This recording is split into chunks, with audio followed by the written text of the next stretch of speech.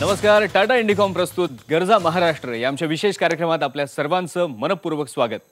महाराष्ट्र दिन सध्या साजरा होतोय, पण याच महाराष्ट्राला घडवण्यामध्ये ज्या संस्थांचा महत्त्वाचा वाटा आहे त्या संस्थांचं कार्य गरजा महाराष्ट्र या आपल्या कार्यक्रमात आपण बघत असतो.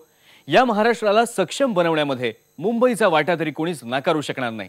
अर्थात हे सहज शक्य झालं ते मुंबईत असलेल्या सुविधांमुळे, आणि त्यातलीच एक सुविधा होती रुग्णालयांची. महाराष्ट्रातलं पहिलं आणि देशातलं दुसरं मेडिकल कॉलेज आज आपण बघणार आहोत, जे सुरू झालं होतं तब्बल 165 वर्षांपूर्वी.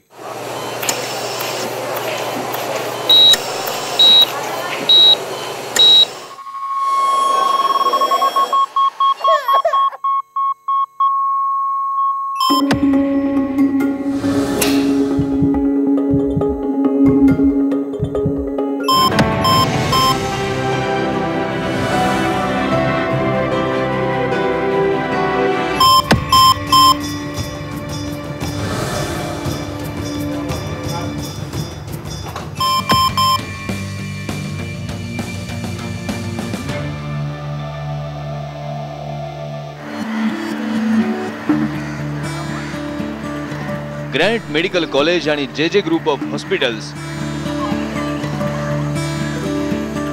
आरोग्य सेवेत 165 वर्षांचं योगदान. उपाय न होणाऱ्या दुर्धर आजारासाठी इथे जेव्हा लोक येतात तर त्यांना हा स्वर्ग आहे.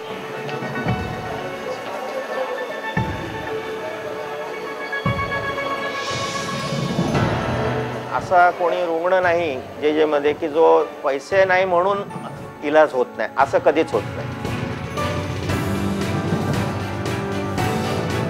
पहला एंजियोग्राफी मशीन पूरे महाराष्ट्र में जे हॉस्पिटल में लगाया गया. साधारण वर्षभरामध्ये आम्ही जवळजवळ 31 ते 32 हजार शस्त्रक्रिया जे मध्ये होतात. बहुतांशी जी लोकसंख्या जी आमच्याकडे येते ती खूप तळागाळातली असते. जिल्हा लातूर, बुलढाणा, जिल्हा नांदेड. सगळ्यात मोठा क्षण आला तो म्हणजे 26/11चा. दंगली, बॉम्बस्फोट, दहशतवादी हल्ले अशा कठीण प्रसंगांना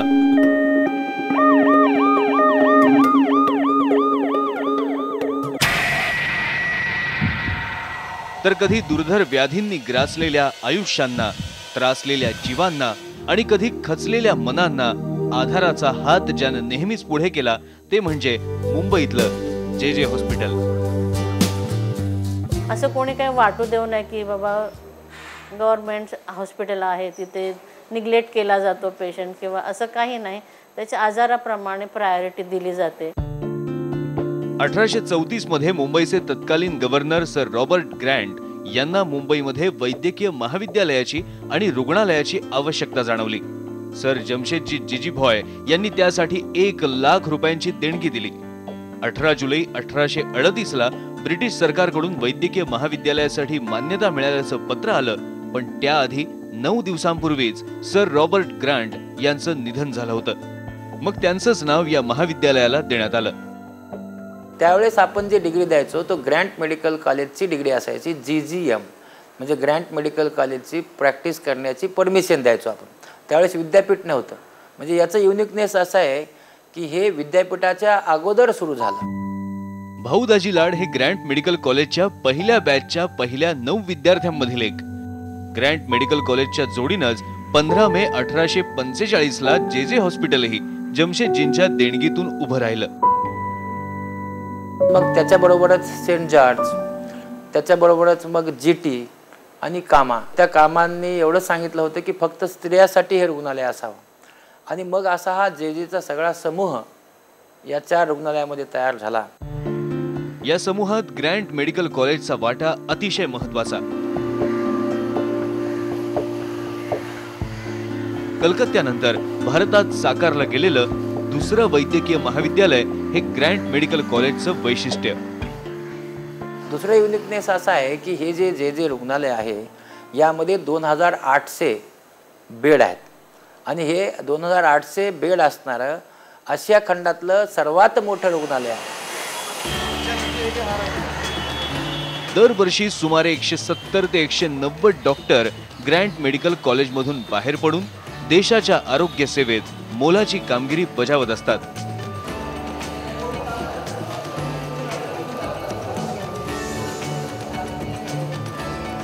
त्याशिवाय कार्डिओलॉजिस्ट, न्यूरोलॉजिस्ट अशा 15 विभागातील सुपर स्पेशालिटीसाठी इथे डॉक्टरांना ट्रेनिंग दिलं जातं. त्यांना ते डॉक्टर बनण्याची फॅक्टरीच आहे असं म्हणा तुम्ही, की इथे जे 200 विद्यार्थी येतात दरवर्षी, त्याच्यामधले 5.5 वर्षाने ते MBBS होतात. त्याच्यानंतर पुढच्या कालावधी जाऊन ते MD किंवा MS होतात. त्याच्या पुढे जाऊन ते MCH किंवा DM होतात. सिनियर आणि भरपूर एक्सपिरियन्सवाले डॉक्टर्स आमच्याकडे काम करतात. जरी लेक्चरर म्हटलं तर ते लेक्चर देत नाही, ते ॲक्च्युली ऑपरेशन करून ते बघून विद्यार्थी त्यांच्याकडून शिकत असतात. आणि मग जे बाहेर जाऊन प्रायव्हेट प्रॅक्टिस करून तिथे लोक लाखो रुपये देऊन त्यांच्याकडून शस्त्रक्रिया करून घेतात. पण लोकांना अशी JJला गेल्यावर काय वाटेल, काय होईल असं वाटत असतं. पण JJमध्ये त्यांना शिकवणारे माणसं JJमध्ये असतात. JJचं नाव घेतलं की मुंबई पुण्याकडचे लोक धसका घेतात. ते एक टिपिकल सरकारी हॉस्पिटल म्हणून. पण जर तुम्ही JJच्या आतमध्ये डोकावून पाहाल तर तुम्हाला दिसेल की इथे राज्यभरातून, शेजारच्या राज्यातून सुद्धा असे अनेक रुग्ण येतात जे सगळीकडे जाऊन थकलेले असतात, ज्यांना JJ शिवाय पर्याय उरलेला नसतो. अनेकदा सगळ्यांनी टाकलेला JJमध्ये येतो आणि बरा होऊन जातो. रुग्णसेवा आणि विद्यादान ह्या 2 महत्त्वाच्या गोष्टी इथे घडतात. तर असं हे योगदान हे मागचे जवळजवळ 165 वर्ष चाललेलं आहे ते, आणि ते सतत कायम राहील की जोपर्यंत जे आहे किंवा आपण आहोत, सगळे आहोत, त्याच्या पुढेही ते अजूनही हजारो वर्षांनी असंच ते पुढे सुरू राहणार आहे. म्हणूनच JJला बऱ्याचदा वाईट प्रसिद्धी मिळूनही तळागाळातल्या गरीब वर्गाचा विश्वास ते राखून आहे. JJ त्यांचा आधार आहे, कारण त्या रुग्णाला बरं होण्याशी मतलब आहे.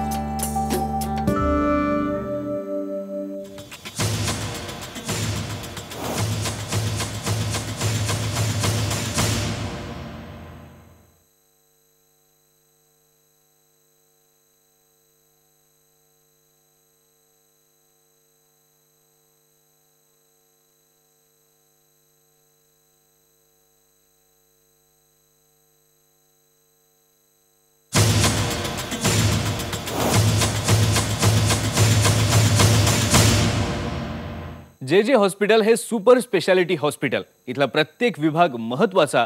छोट्या मोठ्या शस्त्रक्रिया तर इकडे होतातच, पण त्याचबरोबर अनेक जटिल शस्त्रक्रिया सुद्धा पार पडतात. कार्डिओव्हॅस्क्युलर आणि thoracic surgery, neuro surgery, paediatric surgery, plastic surgery, urology हे त्यातले काही सुपर स्पेशालिटी सर्जिकल विभाग.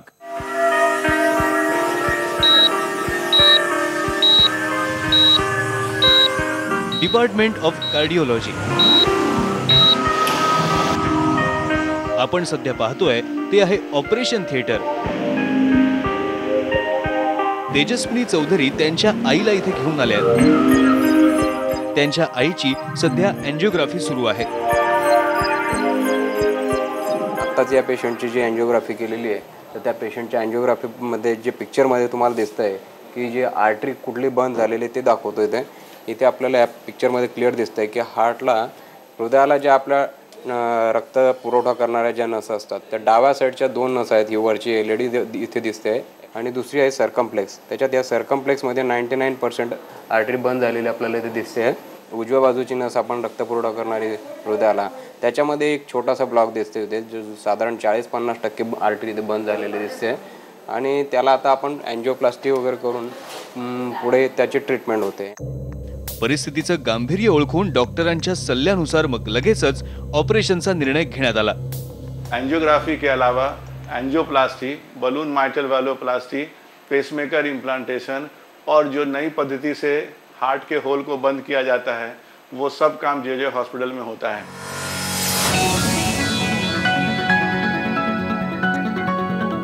सबसे जो अच्छी बात है कि महाराष्ट्र सरकार के प्रयत्न से ये काम कम पैसे में होता है. जो एंजियोग्राफी बाहर में 12 से 15 हज़ार में होगा, वो यहाँ 2 से 3 हज़ार में मरीज को होता है।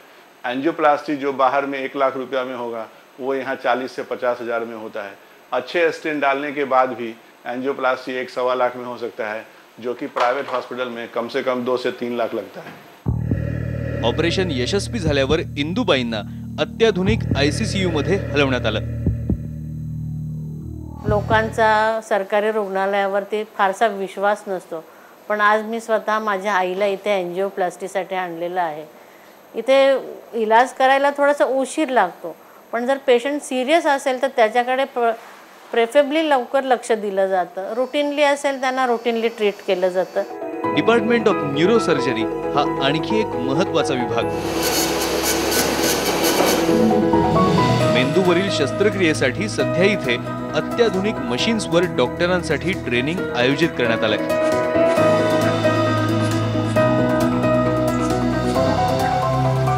सगळे इक्विपमेंट अशी फार महागाईची इक्विपमेंट आहेत। न्यूरो नॅव्हिगेशन पण साधारण 1.5 कोटीच्या आसपास मिळतं।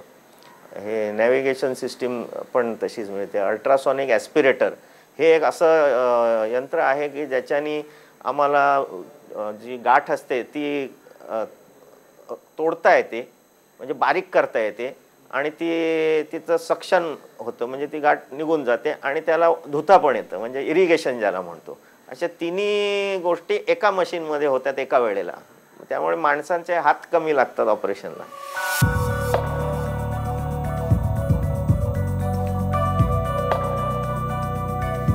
शासनाचं हे एकच रुग्णालय मुंबईमध्ये किंवा संपूर्ण महाराष्ट्रामध्ये की तिथे सर्व प्रकारच्या शस्त्रक्रिया होतात। त्याच्यामुळे बाकीची जी शासनाची रुग्णालय आहेत तिथे जर कुठल्या प्रकारची शस्त्रक्रिया होण्यासारखी नसेल तर तिथले पेशंट इथे रिफर केले जातात। म्हणजे आमच्या भाषेत सांगायचं झालं तर ते टर्शरी केअर किंवा एक रेफरल सेंटर म्हणून जेचं नाव आहे। वर्ल्ड स्टँडर्ड्सच्या गोष्टी आमच्याकडे आल्या आहेत, त्यामुळे आम्ही मेंदूचे कुठल्याही भागात गाठ असली ती काढू शकतो। नाकातून गाठी काढू शकतो, तोंडातून गाठी काढू शकतो, छाती उघडून त्याच्यातून मणक्यातल्या गाठी काढू शकतो, कानाच्या मागच्या गाठी काढू शकतो। अशा सगळ्या प्रकारच्या शस्त्रक्रिया ज्या जागतिक पातळीवर होऊ शकतात आणि होतात त्या सगळ्या आम्ही आमच्या डिपार्टमेंटमध्ये सध्या करू शकतो। एकीकडे मेंदूवरील शस्त्रक्रिया सुरू आहे, ही केस आहे ब्रेन ट्यूमरची, तर दुसरीकडे दुसऱ्या ऑपरेशन थिएटरमध्ये हृदयावरील शस्त्रक्रिया सुरू आहे। या सगळ्या अत्याधुनिक उपकरणांचा उपयोग दारिद्र्य रेषेखालील व्यक्तींसाठी विनामूल्य करून दिला जातो। तसंच जर काही पैसे लागले तर सरकार खर्चाचा भार जीवनदायी स्कीमद्वारा 1.5 लाखांपर्यंत उचलतं। तज्ञ हातांची सेवा आर्थिकदृष्ट्या सर्वसामान्यांना मिळवून देणं हेच या संस्थेचं सर्वात मोठं योगदान आहे। पेशंट अननोन म्हणून येतात, जे गाडीतून पडतात, हे तर त्यांचं कोणाला काय माहीत नसतं, पोलीस घेऊन येतात। हे पेशंट पण बरे होऊन घरी जातात आणि मग त्यांचे जेव्हा नातेवाईक आमचे आभार मानतात त्यावेळेला आम्हाला जे वाटतं, तर म्हणून मला लोकांना पण एक सांगायचं आहे की जे एक लोकात मग एक गव्हर्नमेंट हॉस्पिटलमध्ये ओळख असली तरच काम होतं असं काय ह्याच्यावरून सिद्ध होतं की ज्यांचं कोणी नाही हे पण जर नीट होऊन जाऊ शकतात तर मग दुसऱ्या माणसाला काय प्रश्न यायला नको।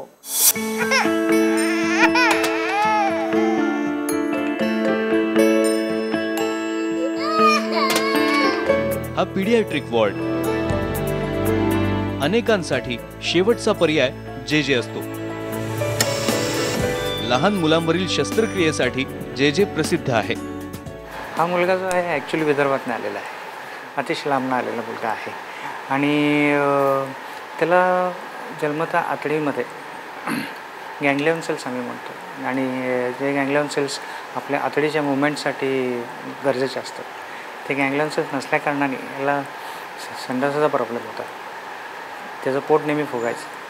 त्याच्यामुळं हे ऑपरेशन करून त्याचे ज्या ठिकाणी ज्या आतड्यामध्ये गँग्लियन सेल्स प्रेझेंट आहेत ते आतडे खाली आणण्याची ही सर्जरी होती।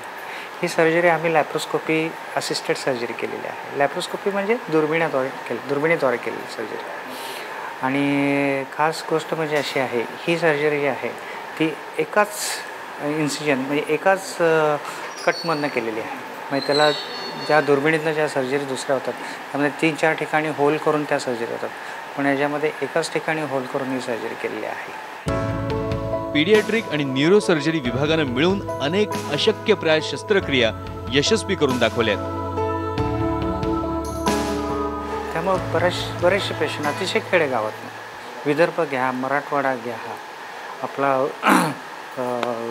पश्चिम महाराष्ट्र घ्या, ह्या सगळ्या विभागातून आपल्याकडे लोक येतात. आणि एवढंच नव्हे तर आपल्याकडे आंध्र प्रदेश, कर्नाटक, गुजरात, इथनं पण मध्य प्रदेश ह्या ठिकाणावरून सुद्धा आपल्याकडे पेशंट येतात. इकडे येणाऱ्या प्रत्येक पेशंटची म्हणजे बहुतांश जवळजवळ मी म्हणेल की 90 ते 95% जे पेशंट येतात ते अतिशय गरीब येतात. कुठून कुठून येणारे हे रुग्ण ज्यांना जेजेनं पोटाशी धरलंय, त्यांनीही जेजेवर विश्वास टाकलाय. दोघांनाही एकमेकांचाच आधार आहे.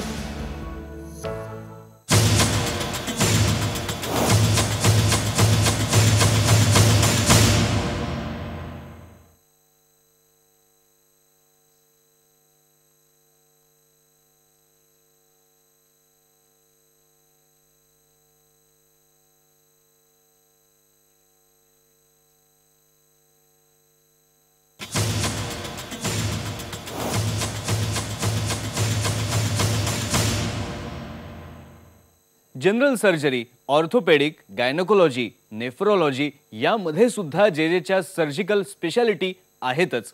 ICCU, CCU हे विभाग सुद्धा अत्याधुनिक करण्यात आलेले आहेत.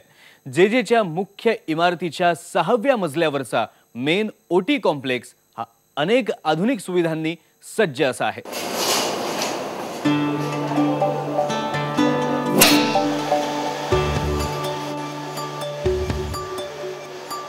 नव्यानं सुसज्ज करण्यात आलेला हा मुख्य शस्त्रक्रिया विभाग. त्या 6व्या मधल्याच्या कॉम्प्लेक्सेसमध्ये जनरल सर्जरी म्हणजे त्यामध्ये साधारण पोटावरचे ऑपरेशन, अपेंडिक्स, नंतर इंटेस्टाईन, आतड्यांवरचे, लिव्हरवरचे ह्या शस्त्रक्रिया होतात. आता जो आमचा एक नवीन कॉम्प्लेक्स इथे उघडला आहे हिपॅटोबिलियरी, त्याच्यावरती लिव्हर हा यकृताचे जे विकार असतात त्याच्यावरती स्पेशलाइज शस्त्रक्रिया करण्याचा तिथे त्या सुविधा निर्माण केलेल्या आहेत. टाटा ट्रस्टच्या माध्यमातून सुरू झालेला प्लास्टिक सर्जरी विभागही इथे आहे. एखाद्या आजाराचं किंवा एखाद्या शस्त्रक्रियेचं नाव घ्या, ती शस्त्रक्रिया जेजे मध्ये होत नाही किंवा त्या आजारावरचे उपचार जेजेत होत नाहीत असं उदाहरण क्वचितच असेल. आता आपल्या पल्मनरी डिपार्टमेंटचं जर उदाहरण आपण घेतलं तर ह्या विभागामध्ये जे अद्ययावत यंत्रसामुग्री आज उपलब्ध आहे की जी तळागाळातल्या व ग्रँड वैद्यकीय महाविद्यालय सर जे समूह रुग्णालयामध्ये आलेल्या लोकांच्या रोगनिदानासाठी अतिशय उपयुक्त आहे. त्यात फुफ्फुस कार्य प्रयोगशाळा आहे ज्याच्यामध्ये आपण अस्थमा व श्वासशी निगडीत असलेल्या रोगांचं निदान आपण करू शकतो. त्याचबरोबर व्हिडिओ ब्रॉन्कोस्कोप आहे, त्याच्याने श्वासनलिकेमधील विविध विकार आणि व्याधी हे आपण बघू शकतो आणि त्याचं निदान करू शकतो. त्याचबरोबर निद्रा रोग, ज्या निद्रा स्लीप स्टडीज आपण ज्याला म्हणतो, तर निद्रा अभ्यास आपण केला जाऊ शकतो. आज आपल्याकडे आता आपण विचार केला तर 2 CT scan, 2 MRI, 2 cath lab, म्हणजे आपण अँजिओग्राफीच्या जे हृदयाच्या करतो असं 2-2 असणारं हे पहिलं चॅरिटी रुग्णालय महाराष्ट्रामध्ये की ज्यामध्ये इतक्या प्रकारच्या सेवा इथं उपलब्ध आहेत. पद्मश्री डॉक्टर तात्याराव लहाने स्वतः नेत्रतज्ञ.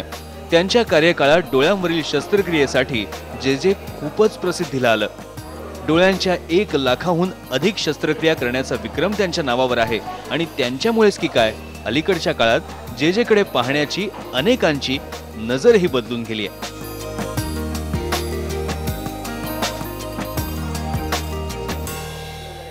माझा अनुभव असा आहे, सरकार ॲज ए NGO म्हणजे सरकारला NGO म्हणून जर आपण वापरलं तर याच्या एवढं चांगलं काहीच असू शकत नाही. आम्ही दरवर्षी डोळ्याच्या 20,000 शस्त्रक्रिया करतो. त्याचं कारण आहे सरकारची मदत. ते जर झाली नाही तर 1 कोटी रुपये हे कुठून आणायचे आणि यावर सर्व लोकांची मोफत शस्त्रक्रिया होणं कठीण आहे. अनेकांना माहीत नसलेली आणखी एक गोष्ट जेजेत आहे आणि ती म्हणजे खास पारशांसाठी असलेला वॉर्ड. पारशी समाजासाठी पूर्वीपासून या वॉर्डची उभारणी करण्यात आली आहे.